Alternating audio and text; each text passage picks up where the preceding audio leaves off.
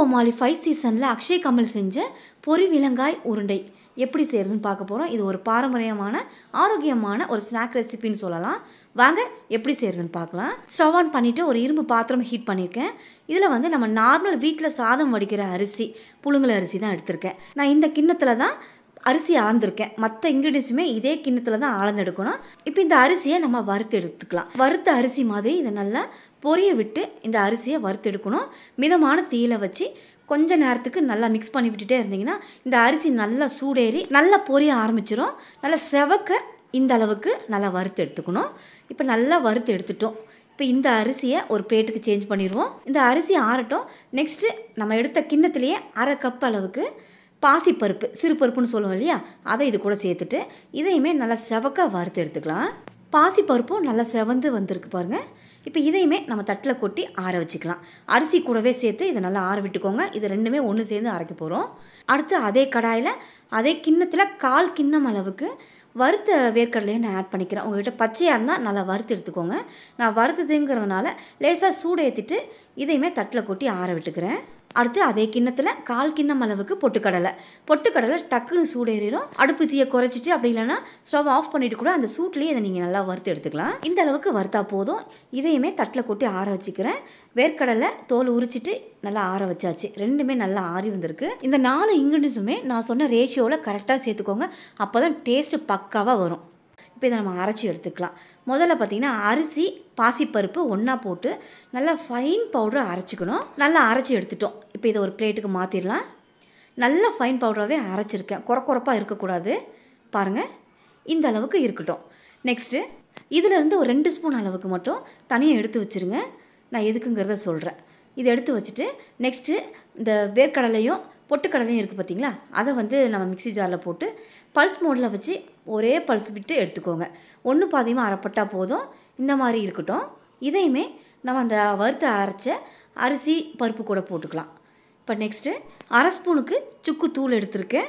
இது கூட 2 ஏலக்காயை தட்டி சேர்த்துருக்கேன். இது நல்லா மணமாக இருக்கும் இது கூட நம்ம சேர்க்கும்போது. நெக்ஸ்ட்டு ஒரு பிஞ்ச் சால்ட் உப்பு ஆட் பண்ணி இது எல்லாத்தையும் நல்லா கலந்து விட்டுக்கலாம். சின்ன பிள்ளைங்களுக்கு ஸ்நாக் ஏதாவது வீட்டில் ரெடிமேடாக செஞ்சு வச்சுக்கணும் அப்படின்னா இந்த ரெசிபியை நீங்கள் செஞ்சு வச்சுக்கலாம். இப்போ இதெல்லாம் மிக்ஸ் பண்ணிட்டோம். நெக்ஸ்ட்டு சின்ன கடாய் ஒன்று ஹீட் பண்ணிக்கிறேன். அதில் 1 ஸ்பூன் நெய் விட்டு பல்லாக கீறின ஒரு 2 ஸ்பூனுக்கு தேங்காய் இதை சேர்த்து நல்லா செவக்க வறுத்துருங்க. இப்போ இந்த அளவுக்கு நல்லா வறுத்து எடுத்துட்டோம்.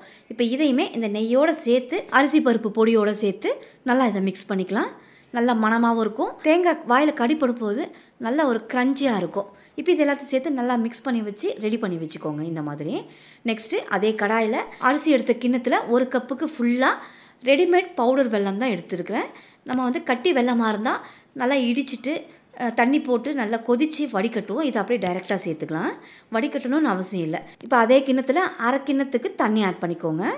நீங்கள் வந்து பொடிச்ச வெல்லம் சேர்க்குறீங்க, கல்மண் தூசு இருக்குது அப்படின்னா ஒரு முறை நல்லா கொதிக்க விட்டு அதை ஃபில்டர் பண்ணிவிட்டு திரும்பவும் அதே கடாயில் சேர்த்து இதை நல்லா பாகு ஆகிறதுக்கு விட்டுறலாம். இப்போ இதை நல்லா கொதித்து பாகு பதம் வரட்டும்.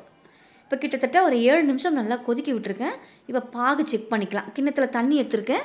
இந்த மாதிரி கொஞ்சமாக இந்த வெள்ளைக்கரசில் விட்டு கையில் எடுத்து பாருங்கள். கையில் அப்படியே அழுக்க எடுக்க வரணும். இந்த மாதிரி கையில் அழுக்க எடுக்க வந்துச்சு அப்படின்னா டக்குன்னு நம்ம ஸ்டவ் ஆஃப் பண்ணிவிட்டு உடனே ரெடியாக இருக்கிற அந்த அரிசி பருப்பு பொடி கூட சேர்த்து நல்லா மிக்ஸ் பண்ணி விட்டுருங்க. 1 நிமிஷம் கூட லேட் பண்ணாமல் உடனே இந்த அரிசி பருப்பு பொடி கூட சேர்த்து நல்லா மிக்ஸ் பண்ணிடணும். ஏன்னா இது வந்து முருகலான பதம் எடுத்திருக்கோம். உடனே சேர்த்து நல்லா மிக்ஸ் பண்ணிங்க அப்படின்னா தான் டக்குன்னு இது கூட நல்லா சேர்ந்து வரும். கொஞ்ச நேரம் விட்டுட்டிங்க அப்படின்னா கூட தனித்தனியாக பிரிஞ்சிடும். வெல்லம் தனியாகவும் மாவு தனியாகவும் பிரிஞ்சிடும். உருண்டை பிடிக்க வரவே வராது. இது ரொம்ப முக்கியமாக கவனிக்க வேண்டியது.